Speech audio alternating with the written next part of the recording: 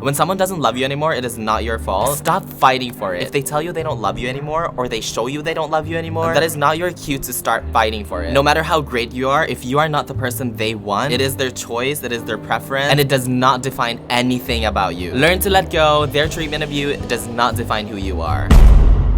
Hi Stans, my name is Stan. Welcome to the world of extra. Let's just cut to the chase. I know you guys have been wondering for weeks now. I'm single again.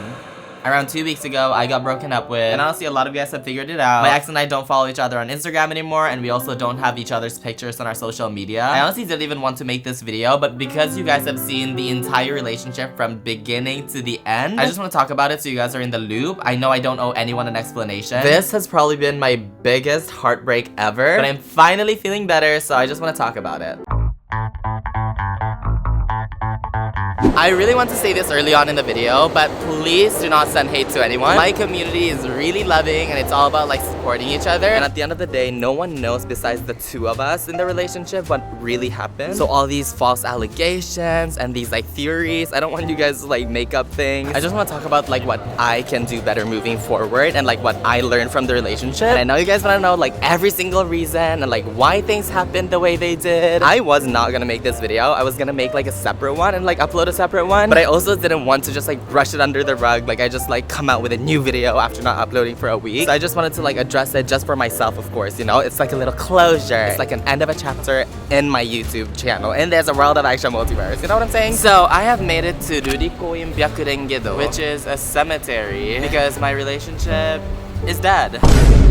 But no, this is actually a really famous building here in Tokyo. I learned about it in architecture class when I was in university. The last couple of weeks, I've really been trying to heal myself and just get over the breakup. I honestly have the best support system. The night of the breakup, Stubby and Patrick came to my place right away. When they found out, with drinks and ice cream. Justin came over the next day with sunflowers because he knew that was my favorite flower. He was even like, Stan, you're my favorite person in the world. I got you a friendship ring. This is one of my favorite dream rings in the world. It's the Heaven Best Friends ring, and Justin got that for me. Vina came over to my place to do all my chores because I was just so down the whole week. My best friends Aina and Nanami, they've been nothing but supportive. Even my dad came all the way to Tokyo to my place when he found out about the breakup, all the way from Shizuoka. Like literally everyone is just so supportive of me, and I really learned the true essence of love through my friends and family. And don't worry, there will be a video about my dad coming to my place for the first time. I really do appreciate and love all my friends and family being there for me. I haven't been alone once in the last 2 weeks. I've been spending time with my loved ones every single day, but I think naturally I really need to learn to be alone again. So that is what I'm trying to do today. Today is such a beautiful, sunny, windy day, so I came to one of my favorite places. It's called Marbre Vegan. It's a vegan restaurant, but mainly they have really delicious vegan cake. And today I also got myself sakura smoothie. This is my favorite thing here. If you guys come here, make sure you guys get this delicious vegan strawberry shortcake. Shut up. I feel like during this healing journey, I really found myself again. Oh my god, this is so yummy. I think self-awareness is really important, and I really want to just focus on myself here on out. The relationship is in the past, and we are no longer in each other's lives, so there's no reason in dissecting why he did or why he felt certain ways, you know? All I can do is learn from the relationship and focus on myself. I want to grow for myself now. I really don't want to talk about him in this video because this video is about me. Shut the fuck up. Shut the fuck up. I have a very anxious attachment style, and I know you guys will learn a lot from what I've learned about relationships, about being anxious. And also, yes, I did get a haircut. It's my breakup haircut. You know when you're going through something, you have to cut your hair so you feel better? It's one of those.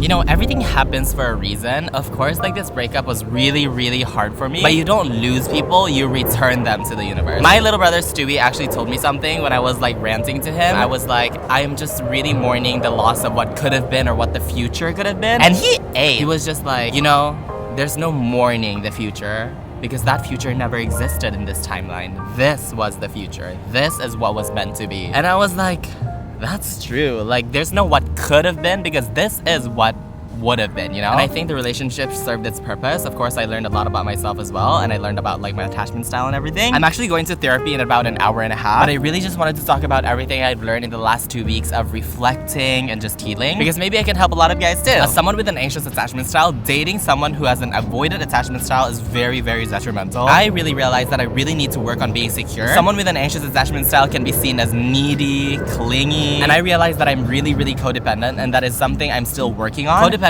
is basically when their mood and their happiness affects yours. So when they're happy, you're happy. And when they're like going through something, you're also going through something, you know? Like their mood is directly proportional to yours. Like it directly affects your mood as well. And when you're codependent, when you have an anxious attachment style, you start to lose yourself. And I think that was me in the relationship. Like I was starting to lose myself because my happiness was basically making him happy. If you have an anxious attachment style, you also have no boundaries. It's really hard for you to set boundaries because you feel as if you set boundaries and you're not people pleasing, people will leave you. And you feel like you always have to adjust to the other person, because if you don't, then they will hate you. That's just like your fear of abandonment because of your anxious attachment style. I did set some boundaries during the relationship, but it was really, really uncomfortable for me to do so, that sometimes whenever I would set boundaries, I would still kind of like water it down and still make it like very catered to him. I would like set a boundary and then I would be like, but don't worry about it, it's okay though, because like we can work on it together and da-da-da-da-da, you know? It's not like direct communication of my boundary. I'm still like really beating around the bush. And something I've learned about my anxious attachment style as well is I'm not comfortable being alone or away from my partner. Of course, I'm an adult, so I'm not crazy. Like I know toxic behaviors versus my anxious attachment styles,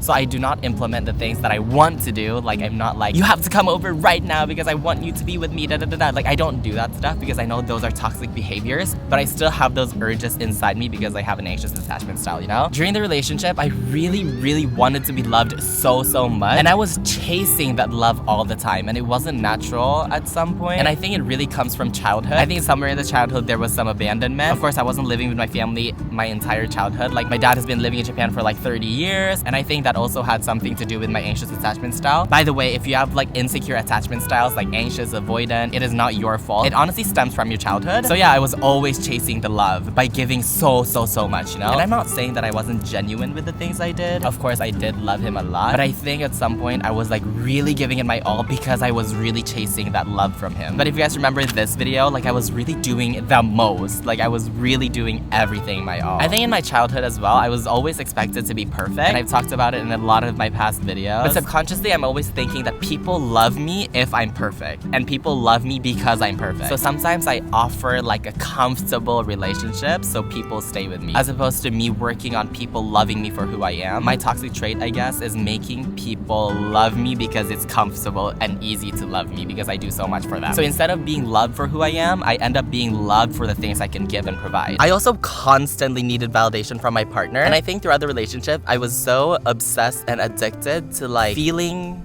the love. Like I was chasing that instant fix all the time. I'm like, oh my god, he finally texted me, he likes me. As opposed to like cultivating a healthy relationship, I was addicted to that quick fix. Because of my anxiety as well, it's really hard for me to trust my partner, and it's almost like I'm always waiting for them to hurt me. Like I said, I don't do those toxic behaviors. Like I'm not like controlling or anything, because a lot of the battle that anxious people go through are usually internal. It's also hard for us to be like controlling and very toxic and very active in that pursuit of love, because we do want to people please, you know? We almost want to display that we're very perfect and we don't really care, but internally we're like really anxious. And it's really hard for us to trust people. Like anxious people always expect the partners to hurt us. And honestly, I think that is one of the most toxic traits of anxious people. We almost like expect for them to hurt us, and we're just like waiting for it. And of course, that's just how things work. Like if you really dig for something, and if you really try to find something that will hurt you, you are gonna find it. And do you really want a relationship where you are constantly like waiting for that person to hurt you? You're honestly just like sabotaging the whole thing, and you're not enjoying the relationship. You're honestly just like expecting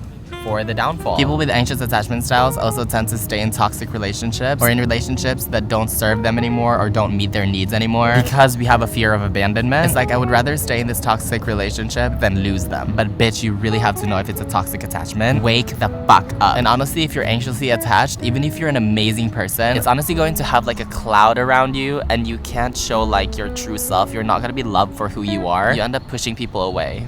Oh my god, I literally ended up falling asleep in the park work. I'm home now from therapy. I actually got some new meds because my doctor saw how stressed I was with like the breakup and everything, because I was having difficulty falling asleep and staying asleep as well. But it's time to heal this anxious attachment style, you guys. If you guys are struggling as well, this is what you need to do, and this is what I'm planning on doing as well long term. You really have to know your attachment style. You have to find out your toxic patterns, because that is not you. Your anxious attachment style is not you. I'm going to be working on being secure. I think it's really important for everyone to find out why they have that anxious attachment style. What event in their childhood triggered that? For me, I think it's just like our family dynamic and my relationship history as well. 2 of my exes have cheated on me, and like I mentioned, your attachment style is not your fault. Maybe there was some abandonment in your childhood that happened, and now you're like chasing that person. You want to make sure they don't run away from you, you know? But because of those toxic patterns, they will run away from you. I learned as well that I should stop doing everything for my partner. My partner is not my baby. I'm not a babysitter. I'm not a parent. I think I was subconsciously mistaking going out of my way all the time as love, when in reality, real love is when 2 people meet in the middle. There has to be an equal compromise. I was always compromising to please my partner so they don't run away from me, and at some point you just start to resent them. I really have to learn how to say no to my partner. And also, one of my biggest toxic trait, I think, is I take it as my responsibility to fix their issues. I want to be their need. I want to be their fix to their problems, when sometimes they just need someone to listen. I also really have to stop asking my partner if they love me or if they think I'm cute, and begging for that constant reassurance, you know? Because when you do that, your partner ends up doubting that as well, and it's just like repulsive, honestly. Do you love me? Do you think I'm cute? Like, shut the fuck up, Stan. Like, you are the most beautiful person in the world. You are so strong. You have so much to offer. Stop chasing. Stop chasing. You are so much more than your anxiety. You have so much to offer. Let people love you for you. Honestly, just give yourselves a hug right now. I've also learned to know when to walk away. When you have an anxious attachment style, you want the love of someone who doesn't want you, because it reminds you of that person from childhood who hurt you. Because your brain is familiar with that. You're like, if I can get this person who doesn't want me, I can prove myself and to everyone that I can get someone who doesn't want me. That is toxic. Stop it. When someone doesn't love you anymore, it is not your fault. Stop fighting for it. If they tell you they don't love you anymore, or they show you they don't love you anymore, that is not your cue to start fighting for it. If you hate raisins, if I give you the most expensive, the most luxurious raisins in the world, you would still hate the raisins. No matter how great you are, if you are not the person they want, it is their choice, it is their preference, and it does not define anything about you. Learn to let go. Their treatment of you does not define who you are. From here on out, in my future relationships as well, I will really try my best to live in the moment. As someone who's anxious, I'm always one step ahead, or I'm always looking into the future. I'm always expecting them to hurt me. I'm always expecting for something to go wrong, and I'm never like enjoying the relationship now. Anxious people love to predict the future. It's really sad. Stop thinking, is he gonna cheat on me? Is he gonna find someone else in the future? Is he not gonna love me anymore? The universe is on your side. What's meant to be will be. Just live in the moment. Love yourself. Don't lose yourself in the relationship. Another thing that I've learned from this relationship is to really prioritize myself. Don't go out of your way to always be available for your partner. I was doing this toxic trait where I would not set plans in the weekend with my friends, even if they asked, because I knew that my ex was free in the weekends. So I would be like, oh, I'm sorry, you guys. Like, I can't go out. Like, I have plans. Even if I literally didn't have plans. Plans are first come, first serve, you guys. Your best friends, your family is not less important than your partner. And that is something I really am going to work on in the future. And if your partner wants to hang out with you, they will ask you. And if they don't ask you, there's your answer. You really just have to accept things in their face value sometimes. But yeah, in my future relationships, I'm going to communicate positively and directly. Why didn't you text me earlier? Why didn't you call me? Bitch, shut the fuck up. If they haven't been talking to you for a while, if they haven't been setting plans, you should say, I would love it if you start setting plans and like start spearheading dates. I would really appreciate that. And if they don't do it, there's your answer. They don't care as much as you think they do. You really have to start saying exactly what you want and stop twisting things and manipulating them into submission. I also am really learning to be comfortable being alone. And I should really learn how to stop being addicted with pleasing people and making people happy. When I was dating my partner, seeing him happy and making him happy was an addiction to me, because I knew that if I was doing things for him, he was happy with me. But that is it for today's video, you guys. You might not have gotten the exact answers you want from me today, but I really just wanted to have a conversation about my learnings from this relationship, because I know that that will help a lot more people than just talking about like, oh my god, like he did this, he did that. Like, that does not matter anymore. That relationship is in the past. From now on, let's grow together. If you're going through something similar, even if it's just a situationship, a crush, whatever, if you're an anxious person, we got this together, okay? And like I said, do not send hate, do not ask questions anymore. Like, after this, I don't think we will be addressing it or talking about about it any further. I'm not exactly like looking for advice either. I'm really just like asking for everyone's respect, you guys. And thank you so much for your love and support the past few weeks. I know that you guys know that I've been going through something. We are going to go back to our regular broadcasting in next week, so life goes on, okay? I love you so much with all my heart. See you next week. Bye.